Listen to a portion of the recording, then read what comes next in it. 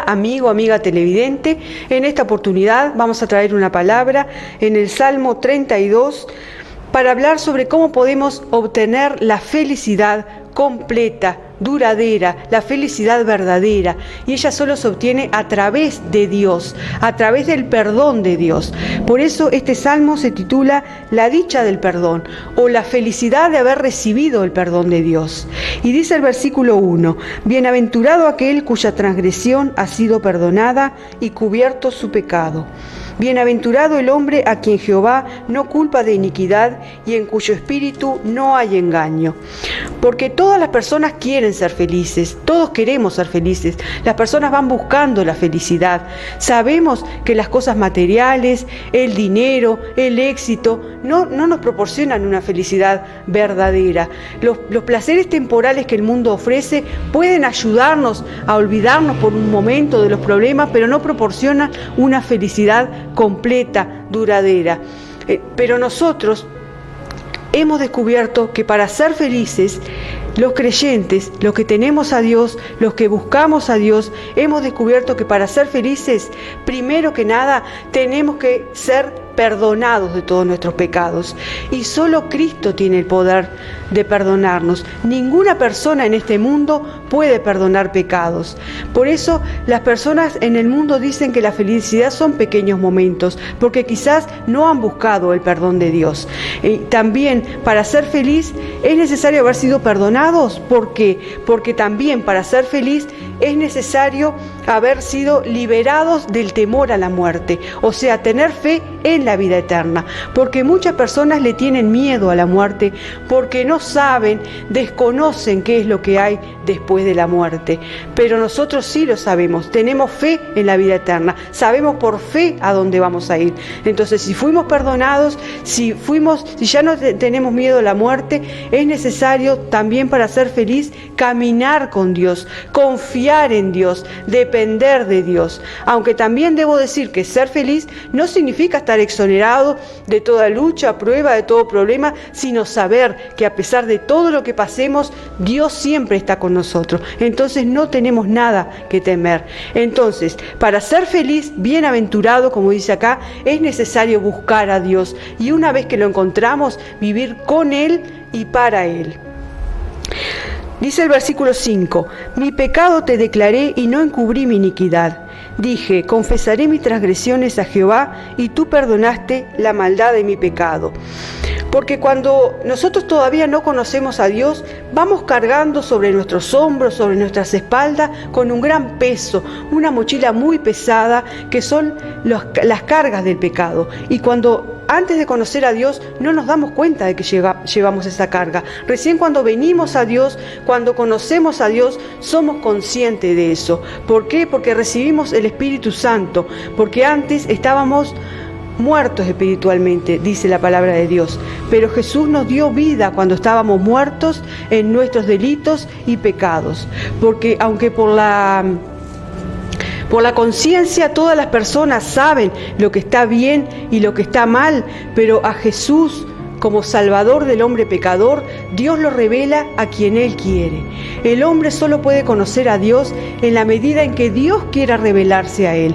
Por eso damos gracias, y tú, amigo televidente, da gracias en esta noche, en esta mañana, que Dios se te ha revelado a ti también, para sacarte de las tinieblas a su luz admirable, al conocimiento de la verdad, para que ya no andemos ciegos espiritualmente, como zombies encadenados por el pecado, caminando hacia la eterna perdición, porque eso es lo que quiere el enemigo, llevarte así, encadenado, enceguecido hacia el pecado. Pero eso no es lo que Dios quiere. Dios quiere rescatarte de ahí. Entonces Dios nos dio vida para que salgamos de ese lugar, y una vez que nosotros hemos conocido a Dios, estamos bajo la luz de Dios. Ya no estamos en oscuridad ni en tinieblas, sino que estamos en la luz y estamos bajo la protección y la bendición de Dios. Continuamos leyendo el versículo 7. Tú eres mi refugio, me guardarás de la angustia, con cánticos de liberación me rodearás. Te haré entender y te enseñaré el camino en el que debes andar, sobre ti fijaré mis ojos. En muchos países hoy en día vemos que los gastos en salud superan a los gastos en alimentación y en educación.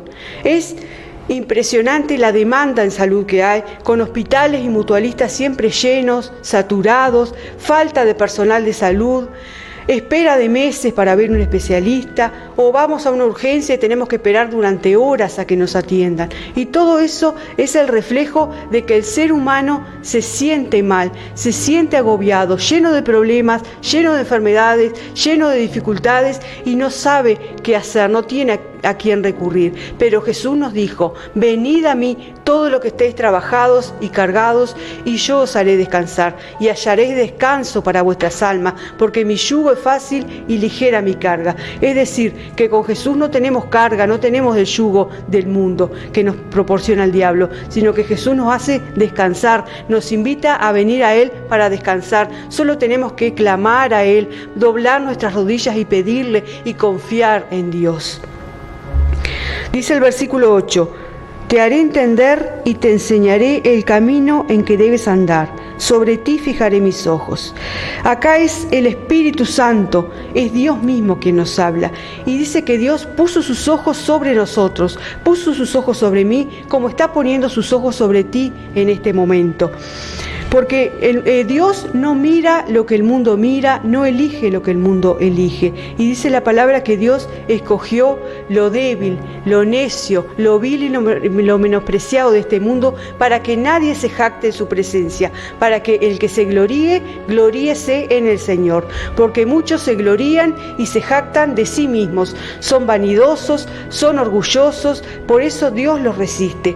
¿Quieren vivir sin Dios? Bueno, Dios les da ese libre albedrío, pero también van a tener que morir sin Dios, porque si ellos no quisieron a Jesús, no aceptaron a Dios en esta vida, Dios no los va a querer con Él en el cielo. Pero tampoco a todo lo débil y menospreciado escogió Dios. Por eso dale gracias a Dios que te escogió, que te está escogiendo en este momento para sacarte de las tinieblas y traerte a su luz admirable, al conocimiento de la verdad, para que, como dice acá, enseñarte el camino en el que debes andar. Y debemos seguir siempre ese camino trazado por Jesús, porque Jesús no nos acompañará si seguimos el camino de nuestra voluntad. Si nosotros hacemos lo que queremos, Dios no va a estar con nosotros, sino que nosotros tenemos que seguirlo a Él, porque Jesús es el único camino para llegar al Padre, para llegar a Dios. No hay otro camino, no hay muchos caminos, es un solo camino. Jesús es el camino, la verdad y la vida. Dice el versículo 9: no seas como el caballo o como el mulo sin entendimiento, que han de ser sujetados con cabestro y con freno, porque si no, no se acercan a ti. Dios hizo a los seres humanos diferente a los animales, porque nos dio capacidades cognitivas, el pensar, el razonar, pero en estos últimos tiempos, si fuera cierto la teoría de la evolución, todos hemos oído hablar de la teoría de la evolución, esa que dice que el hombre desciende del mono. Sabemos que esa teoría es completamente falsa, que fue inventada con el afán de negar la existencia de Dios.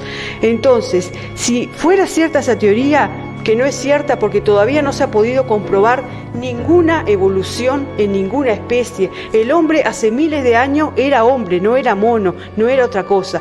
Pero si fuera cierta esa teoría, vamos a suponer, y si miramos el comportamiento de algunos seres humanos en la actualidad, yo diría que los seres humanos, en vez de evolucionar, están involucionando, van hacia atrás. Hay falta de valores, falta de respeto, a nadie le importa el otro, maldicen, envidian, odian a su prójimo.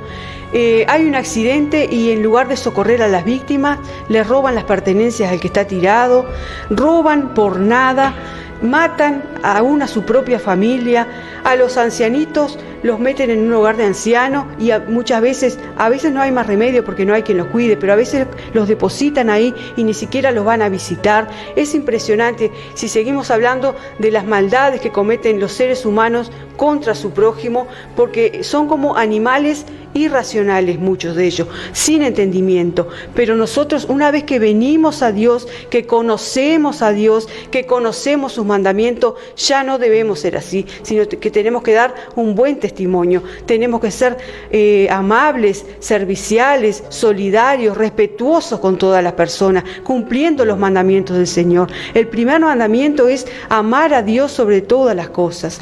El segundo mandamiento es amar al prójimo como a nosotros mismos. Y fíjate qué fácil, qué lindo sería este mundo si todas las personas cumplieran los 10 mandamientos que nos dejó Dios. Dios nos dejó 10 mandamientos básicos, y si todos cumpliéramos esos mandamientos, si nadie matara, si nadie robara, si nadie adulterara, si nadie codiciara las cosas del otro, qué diferente sería este mundo. Versículo 10 dice: muchos dolores habrá para el impío, mas al que espera en Jehová le rodea la misericordia. Muchas personas viven hoy en día separados de Dios, ajenos a las cosas de Dios. Están porque el pecado los ha separado de todas las virtudes que provienen de Dios. Entonces viven huérfanos en este mundo, sin tener a quién clamar, sin tener quien los ayude, porque todos pasamos por cosas feas, todos pasamos por enfermedades, dolores, pérdidas, porque esta no es la vida verdadera, dijo Jesús. Pero el que no cree no tiene a quién clamar, no tiene de qué aferrarse. Por eso, ante los problemas, ante las dificultades, se enferma de los nervios, se desespera, se deprime, quiere morir porque no ve la salida, porque no ve la luz, porque está en tiniebla. Pero nosotros, los que hemos conocido a Dios, los que estamos en Cristo, vivimos por fe. Sabemos que con Cristo somos más que vencedores, y Él nos cuida siempre y nos guarda siempre. Entonces, qué tranquilidad para nosotros saber que todo está en manos de Dios, de un Dios que nos ama, que obra por nuestro bien y nunca se equivoca. Entonces somos como, al lado de Dios somos como niños pequeños. Los niños pequeños solo se sienten seguros y felices junto a sus padres, porque saben que ellos lo cuidan, lo guían y quieren lo mejor para Él. Entonces nosotros también debemos confiar en Dios y dejarnos guiar por Dios para que todo nos vaya bien. El versículo 11 dice: alegraos en Jehová y gozaos justos, y cantad con júbilo todos vosotros los rectos de corazón. No tenemos ninguna razón para estar triste.